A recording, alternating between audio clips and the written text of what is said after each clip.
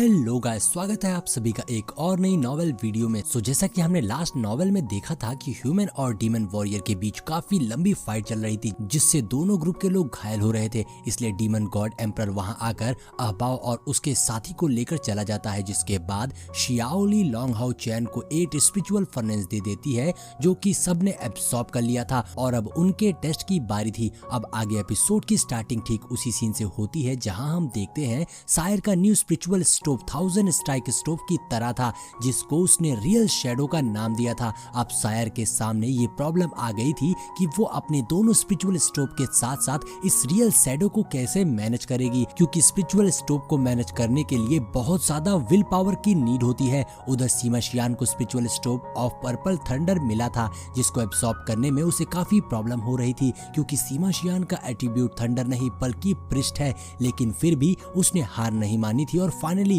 Spiritual stove of purple thunder को absorb कर लिया था। जिसके बाद वो अपने दूसरे स्पिरिचुअल स्टोव यानी कि लाइट ऑफ डबल एक्सपोजर को एब्सॉर्ब करने वाला था, जो कि किसी भी अटैक को डुप्लीकेट करने के लिए बना था। वहीं लिन भी एक new spiritual stove flame eagle को एब्सॉर्ब कर रहा था, जिसमें ऑफेंसिव और डिफेंसिव दोनों स्ट्राइक से अटैक करा जा सकता था। साथ ही उसके पास पहले से heart of flame spiritual stove था, जो उससे फैंटेसी पैराडाइज में लोंगहाओ चैन ने दिया था। उधर हैन यू भी guardian light of light assembled spiritual stove को एब्सॉर्ब करने के बाद खुद को पहले से ज्यादा पावरफुल फील कर रहा था। वहीं चेरी चैन को भी टाइम प्रोड्यूसिंग स्पिरिचुअल स्टोव मिला था, जिसे एब्सॉर्ब करने में उसे काफी दिक्कत हो रही थी, मगर उसका स्पिरिचुअल स्टोव कमाल का था, क्योंकि उसका इस्तेमाल छोटू मगडल पर करा जाएगा, जिससे मगडल अपने समनर रूप 10 मिनट के बजाय 20 मिनट तक रख सकता है। तभी उन्हें पता चलता है कि वो सारे अपने स्पिरिचुअल स्टोव का फ्यूजन भी कर सकते हैं, मगर उनमें से किसी ने भी स्पिरिचुअल स्टोव फ्यूजन के प्रोसेस के बारे में नहीं सुना था और ये उनके लिए बेस्ट अपॉर्चुनिटी थी, क्योंकि टेंपल अलायंस के इतिहास में बहुत से पावरफुल लोगों ने अपने स्पिरिचुअल स्टोव का फ्यूजन करा था और स्पिरिचुअल स्टोव फ्यूजन का प्रोसेस करने से स्पिरिचुअल स्टोव की स्टोरिंग कैपेसिटी बढ़ जाती है, जिससे और भी स्पिरिचुअल स्टोव को एब्सॉर्ब करा जा सकता है।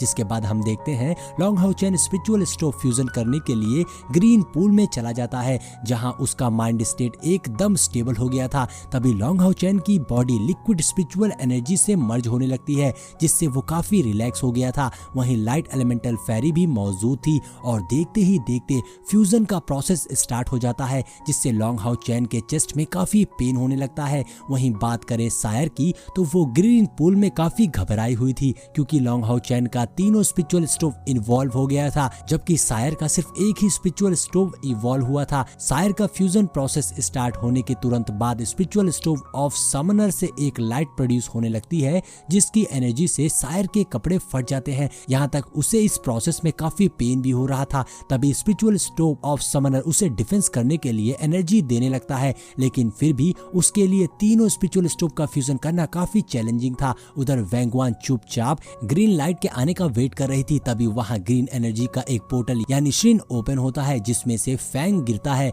वैंगवान फैंग से पूछती है, क्या तुम ठीक हो? जिसपे फैंग कहता है हाँ। जिसके बाद वैंगवान उसके स्पिरिचुअल स्टोव के बारे में पूछने लगती है, जिसपे फैंग कहता है मेरे स्पिरिचुअल स्टोव का नाम सेकेंड लाइफ है। इतना कहते ही उसके चेस्ट से गोल्डन लाइट रिलीज होने लगती है, जिससे फैंग का एक क्लोन बाहर आ गया था। फैंग वैंगवान को बताता है कि वो उसे कभी भुला सकता, यहाँ तक वो उसके सारे इंस्ट्रक्शन को भी फॉलो करेगा। ये सुन वैंगवान काफी इंप्रेस होती है और अपने साथियों का इंतजार करने लगती है। पर तभी फैंग उससे पूछता है, क्या तुम्हारा कोई बॉयफ्रेंड है? जो सुन वैंगवान काफी सरप्राइज थी और कहती है, नहीं मेरा कोई बॉयफ्रेंड नहीं है। जिसपे फैंग एक्साइटेड होते हुए कहता है, तब तो बहुत अच्छा है। अब ये सुन वैंगवान उसे घूरते हुए कहती है, इसमें क्या अच्छा है?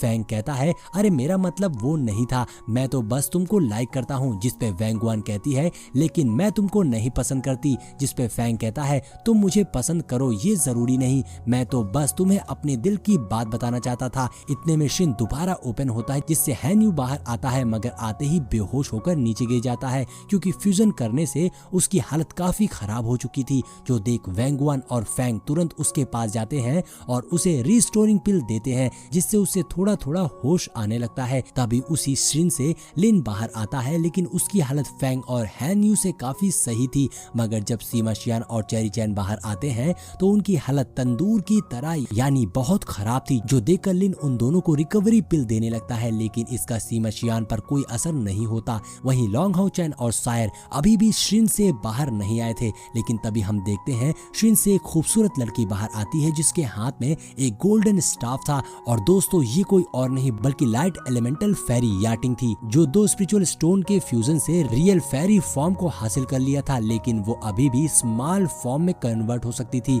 उसको देखकर डीमन हंटिंग स्क्वाड काफी सरप्राइज थी। इतने में वहाँ लॉन्ग हाउ चैन भी आ जाता है, पर उसकी हालत बाकी सबके कंपेयर में एकदम ठीक थी, क्योंकि फ्यूजन के कारण जो भी प्रोग्रेस हुआ वो सारा लाइट एलिमेंटल फेरी ने अचीव कर लिया। वहीं थर्की लिन लाइट एलिमेंटल फेरी को देखते हुए कहता है, तुमको देखने के बाद लग रहा है लिन शिन का चक्कर छोड़ दूं, क्योंकि वैसे भी वो तो मुझे घास ही नहीं डालती। ये सुन सब हंसने लगते हैं। तभी सीमा शियान उसके सर पर टपली मारते हुए कहता है, ड्रग्स की गोली ले मेरे भाई। सोच अगर लिन शिन को ये पता चल गया कि तू उसके बारे में क्या कह रहा था तो वो तेरा क्या करेगी। जिसके बाद Long Haochen light elemental fairy से कहता है, अब तुम अपने छोटे फॉर्म में आ जाओ और जब जरूरत होगी तभी बड़े फॉर्म में जाना। जो सुन लाइट एलिमेंटल फेरी ठीक वैसे ही करती है और जाकर सीमा शियान और चेरी चैन को हील करने लगती है। उधर सायर अभी भी बाहर नहीं आई थी, इसलिए लॉन्ग हाउ चैन काफी परेशान था और मन ही मन उसके लिए प्रे करने लगता है कि वो जरूर सक्सेसफुल होगी। इतने में लॉन्ग हाउ चैन को श्याओली की आवाज सुनाई देती है,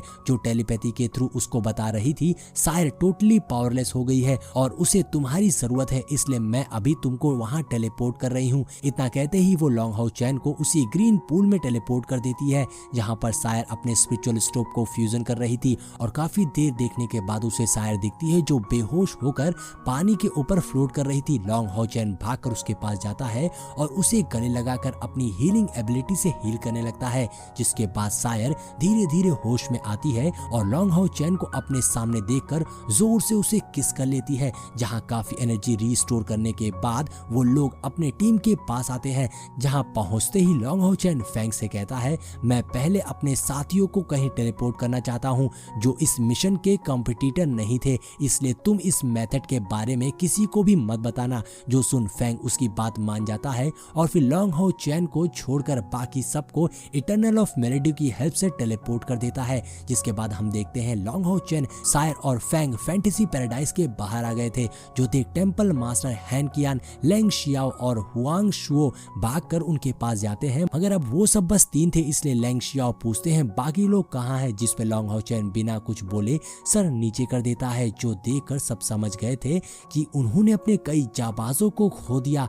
तब लॉन्ग हाउ चैन उन्हें बताता है डीमंस ने अपने नेगोशिएशन के प्रस्ताव का फायदा उठाया और फैंटेसी पैराडाइज के सारे रूल्स को ब्रेक करा। यहाँ तक उसमें से कई डीमंस लेवल 8 के नीचे के भी नहीं थे। साथ ही साथ उनकी स्पिरिचुअल एनर्जी लगभग 20,000 थी, जिनके मुकाबले ह्यूमन वॉरियर कुछ भी नहीं थे। ये सुन लेंग शियाओ काफी परेशान हो जाते हैं, क्योंकि इसका ब्लेम प्रिस्ट टेंपल पर ही आने वाला था, क्योंकि डीमंस के साथ कोलैबोरेशन करने का आइडिया उन्हीं का था। हालांकि लॉन्ग हाउ चैन सबको ये भी बताता है डीमंस ने भी अपने बहुत साथी को खो दिया और उसमें से कुछ वॉरियर डीमन गॉड के सक्सेसर्स भी थे। ऐसा कहते हुए उसने जिस डीमन को मारा था उसका क्रोन ऑफ हेरिटेज निकालता है, जो देखकर सभी सरप्राइज थे और पूछते हैं तुम्हारे कहने का मतलब है कि वो लोग भी सारे मारे गए। जिस पे लॉन्ग हाउ चैन बताता है सारे नहीं, कुछ, क्योंकि डीमन को फैंटेसी पैराडाइज के बारे में ज्यादा कुछ खास नहीं पता था, तो वो बस डीमन गॉड के डायरेक्शन पर यहाँ आए थे। मगर मुझे लगता है अब वो अपनी आर्मी के साथ हम पर भयंकर अटैक करने वाले हैं। उधर हुआंग शुओ सोच रहे थे कहीं अगर डीमन गॉड एम्परर का बेटा